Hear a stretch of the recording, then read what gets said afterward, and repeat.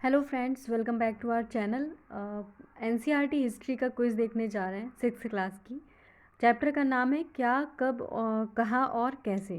तो चलिए स्टार्ट करते हैं। पहला क्वेश्चन है, गेहूं और जौ की फसलों के संदर्भ में निम्नलिखित कथनों पर विचार कीजिए।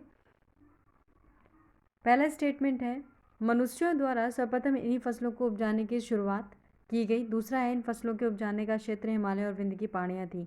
उपयुक्त कथनों में से कौन सा कथन सही है? इसके ऑप्शंस हैं, पहला ए ऑप्शन है केवल एक, बी ऑप्शन है दो, सी है एक और दो दोनों, या फिर डी ऑप्शन है ना तो एक ना ही दो। ए ऑप्शन करेक्ट आंसर है। ठीक है, क्यों है इसका एक्सप्लेनेशन देख लेते हैं हम। सर्वप्रथम मनुष्य ने गेहूं और जौ उपजाना आरंभ लगभग 8000 वर्ष पूर्व किया। इन फसलों को उपजाने का कार्य सुलेमान और किरथर पहाड़ी क्षेत्रों में हुआ, न कि विंध्य क्षेत्रों में। अतः कथन दूसरा गलत है। गेहूं और जौ उपजाने के प्राचीनतम साक्ष्य मेहरगढ़ बलूचिस्तान से प्राप्त होते हैं। नवीनतम तथ्यों के अनुसार चावल उपजाने के प्राचीनतम साक्ष्य संत कबीरनगर के लहुरा देव से पाए गए। ये साक्ष्य लगभग 9000 वर्ष से आज 8000 वर्ष पूर्व के हैं। सामान्यतः कृषि का विकास गारो तथा मध्य भारत के विंध्य पहाड़ी क्षेत्रों में हुआ था। फिर हम आते हैं नेक्स्ट क्वेश्चन पे। क्वेश्चन नंबर 2 दिया हुआ है, भारतीय उपमहाद्वीप के संदर्भ में निम्नलिखित कथनों पर विचार कीजिए। पहला है, आरंभिक नगरों का विकास सिंधु व इसकी सहायक नदियों के किनारे हुआ। सेकेंड है, गंगा व इसकी सहायक नदियों के किनारे नगरों का विकास लगभग 5000 वर्ष पूर्व हुआ। उपयुक्त कथनों में से कौन सा सही है? इसके ऑप्शन है केवल एक, ए ऑप्शन, बी है केवल दो, सी है एक और दो दोनों, डी है ना तो एक और ना ही दो। आपका ए ऑप्शन करेक्ट है। इसका एक्सप्लेनेशन देखते हैं क्यों। कथन एक सही है। लगभग 4700 वर्ष पूर्व सिंधु व उसकी सहायक नदियों के किनारे आरंभिक नगरों का विकास हुआ। इन्हीं नगरों में विकसित सभ्यता सिंधु सभ्यता के नाम से जानी गई। गंगा व इसकी सहायक नदियों के किनारे नगरों का विकास लगभग 2500 वर्ष पूर्व हुआ। यानी सिंधु नदी के किनारे सभ्यताएं पहले विकसित हुई, अतः दूसरा कथन गलत है। मतलब जो सबसे पहले आरंभिक सभ्यताएं थी वो हमारी सिंधु नदी के तट पर हुई थी या उसके करीब हुई थी। तीसरा क्वेश्चन है आपका, गंगा नदी के दक्षिण में इसकी सहायक नदी सोन के आसपास का क्षेत्र प्राचीन काल में किस नाम से जाना जाता था? ए ऑप्शन है अवंती, बी है वज्जी, सी है काशी, डी है मगध। अब आपको इसका आंसर करना है। प्लीज़ कमेंट करके बताते ज़रूर जाइएगा अगर आपको इसका आंसर पता है। नहीं है तो हम तो देख ही लेंगे नेक्स्ट में, लास्ट में। लास्ट ऑप्शन करेक्ट है, D Magadh is the right answer. इसका एक्सप्लेनेशन हम देख लेते हैं क्यों।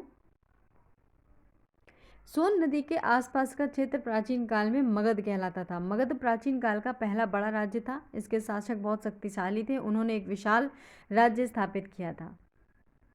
क्वेश्चन नंबर 4 पे आते हैं। क्वेश्चन नंबर 4 है, भारत देश के नाम के संदर्भ में निम्नलिखित कथनों में कौन सा कथन सत्य है? पहला है, लगभग 2500 वर्ष पूर्व उत्तर पश्चिम की ओर से आने वाले ईरानियों और यूनानियों ने सिंधु को हिंदोस अथवा इंदोस तथा इस नदी के पूर्व में स्थित भूमि प्रदेश को इंडिया कहा। सेकेंड ऑप्शन है, भरत नाम का प्रयोग उत्तर पश्चिम में रहने वाले लोगों के एक समूह के लिए किया जाता था। इस समूह का उल्लेख संस्कृत भाषा की आरंभिक कृति ऋग्वेद में भी शामिल है या ऋग्वेद में भी मिलता है। नीचे दिए गए कोड का प्रयोग करके सही उत्तर चुनिए। ऑप्शन है केवल एक, बी है केवल दो, सी है एक और दो दोनों, और डी ऑप्शन है ना तो एक और ना ही दो। इसका सी ऑप्शन करेक्ट है। दोनों आपके एक्सप्लेनेशन करेक्ट हैं। ठीक है, तो इसकी जो व्याख्या है वो देख लेते हैं। उपयुक्त दोनों कथन सही हैं। उत्तर पश्चिम की ओर से आने वाले ईरानियों और यूनानियों ने सिंधु को हिंदोस अथवा इंदोस कहा। पहली चीज़, उन्होंने इस नदी के पूर्व में स्थित भूमि प्रदेश को इंडिया कहा। ठीक है, फिर है सेकेंड स्टेटमेंट, भरत नाम का प्रयोग उत्तर पश्चिम में रहने वाले लोगों के एक समूह के लिए किया जाता था। इस समूह का उल्लेख ऋग्वेद में मिलता है। ऋग्वेद संस्कृत की आरंभिक कृति है जो लगभग 3500 वर्ष पुरानी है। बाद में इसी भरत समूह के नाम का प्रयोग देश के लिए होने लगा। मतलब एक तरीके का भरत समूह था। ठीक है, लोगों का समूह था जिस समूह के कारण ही भारत देश का नाम पड़ा। पांचवा क्वेश्चन है, पांडुलिपियों के संदर्भ में निम्नलिखित में से कौन सा कथन सही नहीं है? ए ऑप्शन है, अतीत में हाथ से लिखी हुई पुस्तकें पांडुलिपि कहलाती थी। आपका बी ऑप्शन है, अंग्रेजी में पांडुलिपि के लिए मेन्यू स्क्रिप्ट शब्द का प्रयोग होता था जो लैटिन भाषा के शब्द मेनू जिसका अर्थ है हाथ से निकला है। सी ऑप्शन है आपका, पांडुलिपियाँ ताड़ के पत्तों को काटकर अथवा हिमालयी क्षेत्र में उगने वाले भुर्ज नामक पेड़ की छाल से विशेष तरीके से तैयार भोजपत्र पर लिखी जाती थी। आपका डी स्टेटमेंट ये दिया हुआ है। पांडुलिपियाँ केवल मंदिरों और विहारों में प्राप्त होती हैं जो केवल संस्कृत भाषा में लिखी गई हैं। अच्छा, इसके जो आंसर है इसका करेक्ट, ये आपका डी ऑप्शन करेक्ट होगा। पांडुलिपियाँ केवल मंदिरों और विहारों में प्राप्त होती हैं जो केवल संस्कृत भाषा में लिखी गई हैं। इसका एक्सप्लेनेशन देखते हैं। एक्सप्लेनेशन में आपको समझ में आएगा ए बी सी सही है परंतु डी गलत है, क्योंकि पांडुलिपियाँ मंदिरों और विहारों के अतिरिक्त अन्य स्थानों से भी प्राप्त हुई हैं। साथ ही ये पांडुलिपियाँ विभिन्न प्राचीन भाषाओं में प्राप्त हुई हैं जिनमें संस्कृत, प्राकृत और तमिल भी शामिल है। ठीक है, फिर आता है नेक्स्ट हमारा क्वेश्चन नंबर 6। अभिलेखों के संदर्भ में निम्नलिखित कथनों पर विचार कीजिए। पहला है, ऐसे लेख जो केवल पत्थरों पर उत्कीर्ण किए जाते थे अभिलेख कहलाते थे। दूसरा है, कभी कभी शासक अथवा अन्य लोग अपने आदेशों को इस तरह उत्कीर्ण करवाते थे ताकि लोग उन्हें देख व पढ़ सके तथा उनका पालन कर सके। उपयुक्त कथनों में से कौन सा सही नहीं है? ऑप्शन है ए ऑप्शन है केवल एक, बी है केवल दो, सी है एक और दो दोनों, डी है ना तो एक ना ही दो। एंड इसका बी ऑप्शन करेक्ट है, केवल दो। एक्सप्लेनेशन जो दिया हुआ है वो आपका मैं बता देती हूँ। ऐसे लेख जो पत्थर अथवा धातु जैसी अपेक्षाकृत कठोर सतह पर उत्कीर्ण किए जाते थे वे अभिलेख कहलाते हैं। अतः कथन एक गलत है, कथन दूसरा है, कथन दूसरा सही है। अभिलेखों में राजाओं, रानियों व अन्य लोगों के आदेश, कार्य विवरण, विषय आदि का उल्लेख किया जाता था। क्वेश्चन नंबर 7 है आपका, क्वेश्चन नंबर 7 है, अशोक का कांधार से प्राप्त अभिलेख निम्नलिखित में से किन लिपियों में लिखा गया है? अरामाइक और ब्राह्मी लिपि, यूनानी और ब्राह्मी लिपि, सी देवनागरी और तमिल लिपि, या फिर डी ऑप्शन है यूनानी और अरामाइक लिपि। एंड डी ऑप्शन करेक्ट है, यूनानी और अरामाइक लिपि। ठीक है, इसका एक्सप्लेनेशन हम देखते हैं। एक्सप्लेनेशन में दिया हुआ है, व्याख्या, अशोक का कांधार अभिलेख इस क्षेत्र में प्रयुक्त होने वाली यूनानी तथा अरामाइक नामक दो भिन्न लिपियों तथा भाषाओं में लिखा गया है। क्वेश्चन नंबर 8 है, कथन ए, ईसा मसीह के जन्म के पूर्व की सभी तिथियां ईसा पूर्व के रूप में जानी जाती हैं। कारण क्यों है?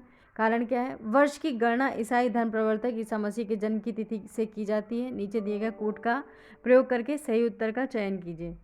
इसके ऑप्शन से ए और आर दोनों सही हैं और आर ए का सही स्पष्टीकरण है। बी ऑप्शन है, ए और आर दोनों सही हैं परंतु आर ए का सही स्पष्टीकरण नहीं है। सी ऑप्शन है, ए सही है परंतु आर गलत है। डी ऑप्शन है, गलत है, ए गलत है परंतु आर सही है।